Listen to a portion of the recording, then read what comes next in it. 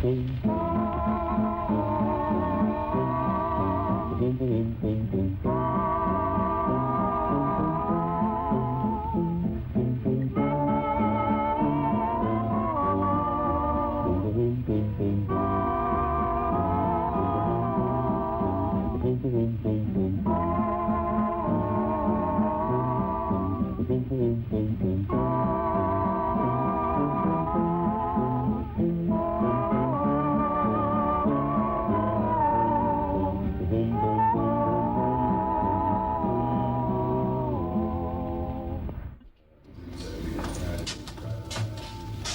the youngest brother. My name is Donald. Well, I'm the oldest brother. My name is Herbert. And actually, I'm in the middle. My name is Harry. Back up on my carol, there I go, singing up, bye, bye, blackbird. Where's somebody waiting for me, sugar sweet, so she, bye, bye, blackbird. No one here to love and understand me. Oh, what hard luck stories they all have me. Oh, make my bed and light the light. I'll arrive late tonight. Blackbird, bye-bye. Oh, back up on my gable, here I go singing low. Bye, bye, bye, bye, bye, bye, blackbird. Oh, somebody waits for me. Sugar sweet and so is she. Bye, bye, bye, bye, blackbird. No one here to love and understand me. Oh, one hard luck story they all handy. Make my bed and light the light. I'll arrive late tonight. Blackbird, blackbird, blackbird, bye, bye, bye, bye.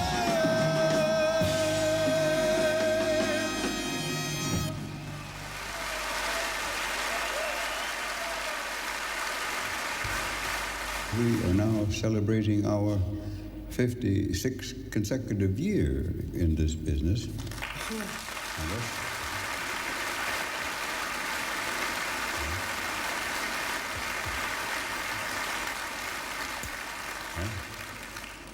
Yes, this doesn't happen to everybody. And you are the ones who have made it possible. Thank you very much.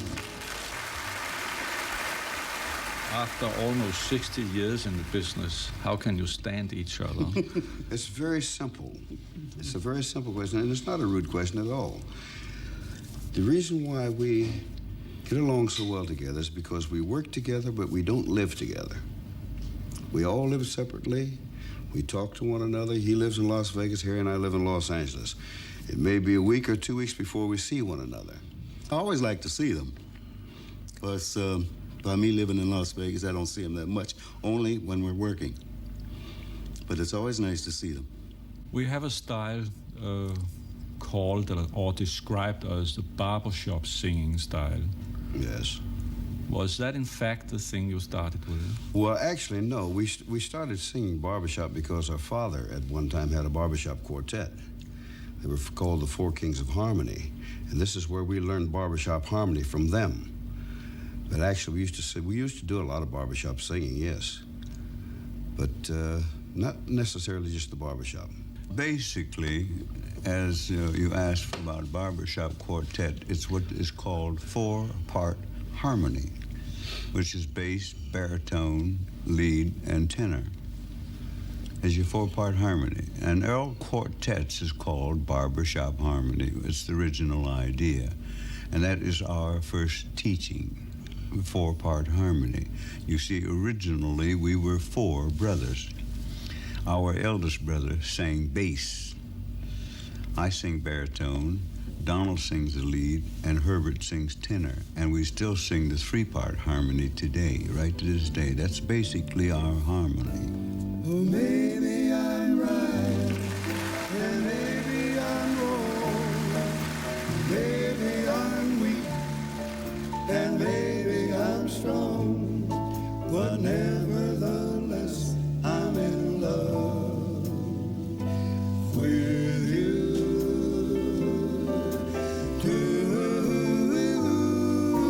Maybe I'll win, and maybe I'll lose.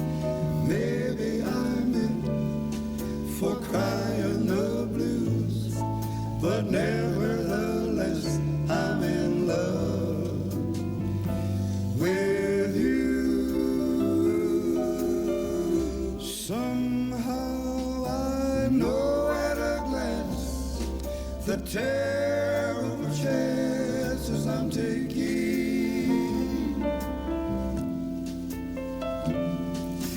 Fine at the start, they're left with a heart that is breaking.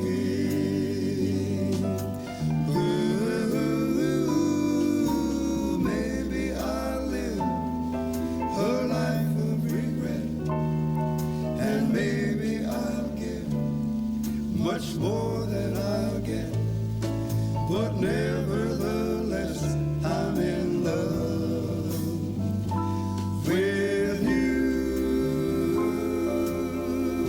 Somehow I know at a glance the terrible chances I'm taking. Fine at the start, they're left with a heart that is breaking. Ooh, maybe I'll live a life of regret, and maybe I'll give much more than I'll get, but nevertheless I'm in love with you. Oh, but nevertheless I'm in love with you.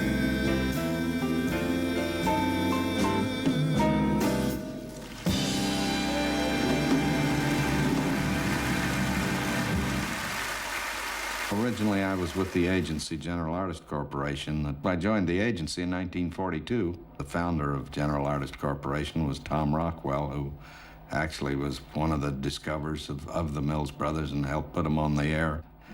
When Tom Rockwell passed away, I became the Mills' responsible agent at the agency, and when I retired from the agency, I became their personal manager. I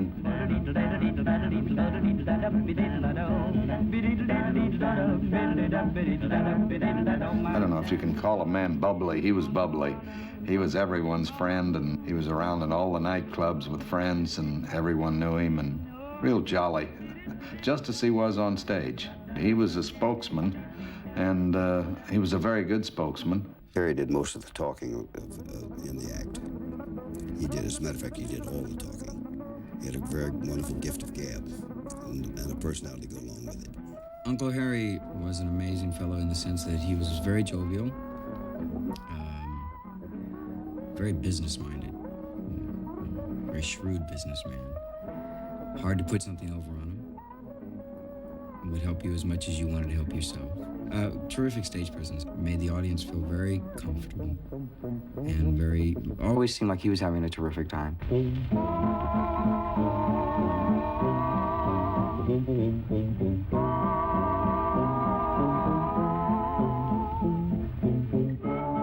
was the quiet one.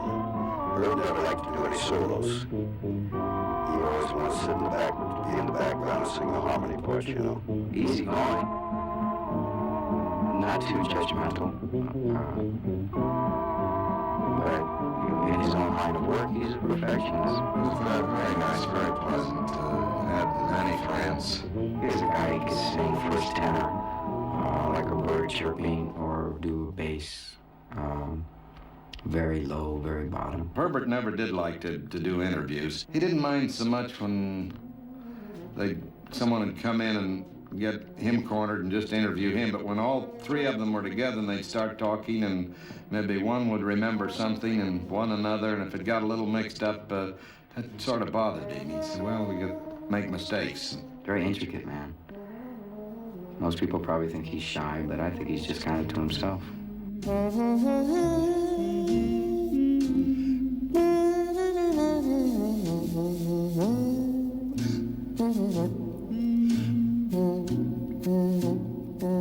I was the bouncing baby boy. Very happy-go-lucky. Not not in the same sense that Harry was, but similar in many ways. No worries. Everything will work out fine, which it has for him.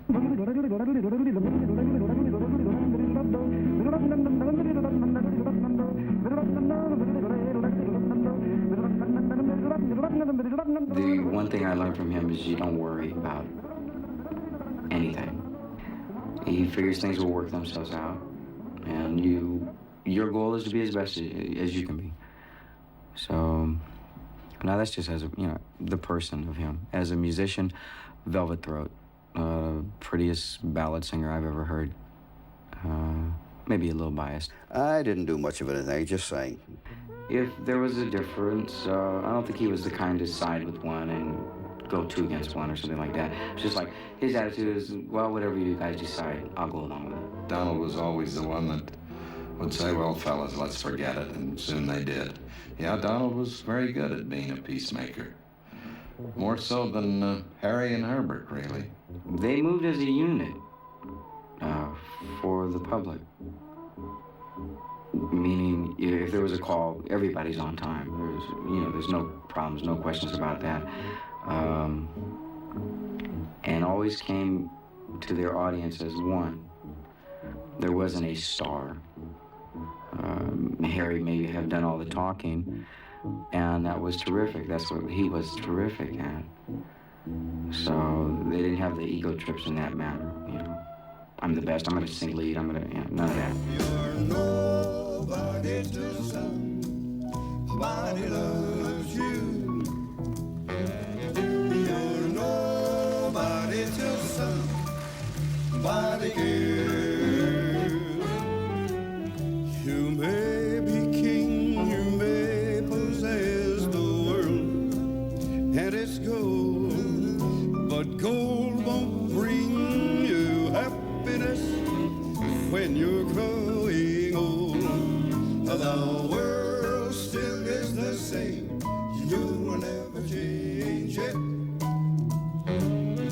As long as the stars shine above,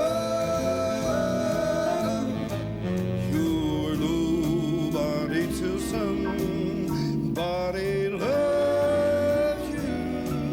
So find yourself somebody to love. You're nobody till somebody loves you. You're nobody till someone cares. Well, now you may be king, you may possess the world and its gold, oh, but gold won't bring you happiness when you're growing old. You gotta remember that the world still is the same and you'll never change it. As long as the stars shine above, you're nobody till somebody loves you. So go out, look about, and find yourself somebody to love.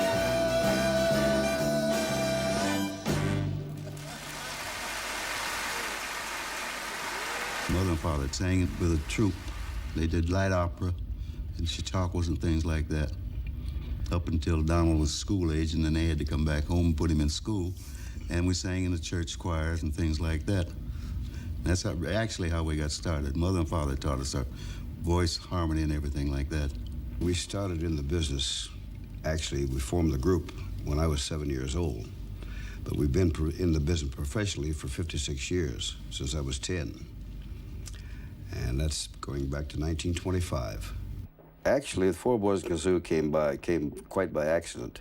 We were trying to emulate the sounds of musical instruments, so that's when we picked up the kazoos and started using them as instruments. We were working on stage one night, and my brother, Harry, reached in his pocket for his kazoo and couldn't find it. It was lost by me, matter of fact, on the stage, and I cupped my hands over my mouth to try to make the sound of that little tin horn. But a better sound came from my throat as a trumpet sound. And lo and behold, a new sound was born. Audience response was wonderful. It was great. And I developed a trumpet sound. He developed a trumpet sound. He developed a trumpet and trombone. And we developed a whole band sound. My other brother, who sang bass, began to sound like a tuba.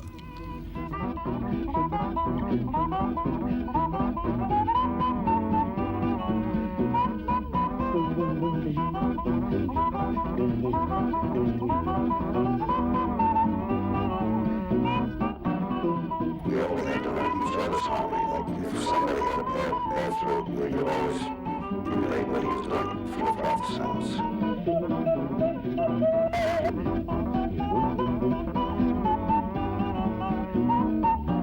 We all did different types of music. We all did trumpets, we all did trombones, we all did clarinets, saxophones. And my brother John, who played the guitar, he sang bass, and he also imitated all the different instruments.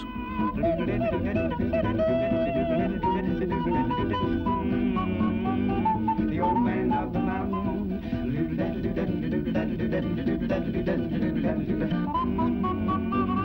The old man of the mountain. It was September of 1929. We went into New York, and we went to a CBS and did an audition for William Paley. Ralph Wonders, who was under Paley, and he had walked into Paley's office and asked him to come in and listen to us, you know. And Paley said he was too busy. So automatically he turned his sound on in his office, and it was piped into his office. And he come running out and says, who the heck are these guys? And that's how it all started, and he said, put them on the air, just like that. He put us on the air that same night. And there's so many phone calls came in from all around the country that he just signed a contract with us on September the 22nd, 1929 is when we actually signed a contract with CBS.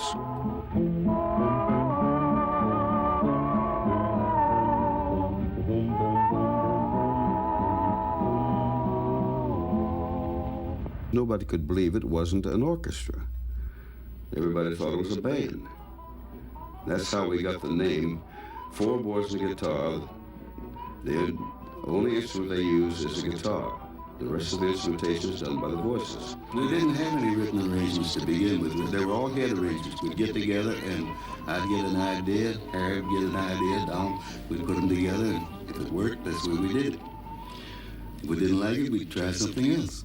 We were doing on the average of 7 to 8 shows a day. We rehearsed as we were going from one place to another in the cab.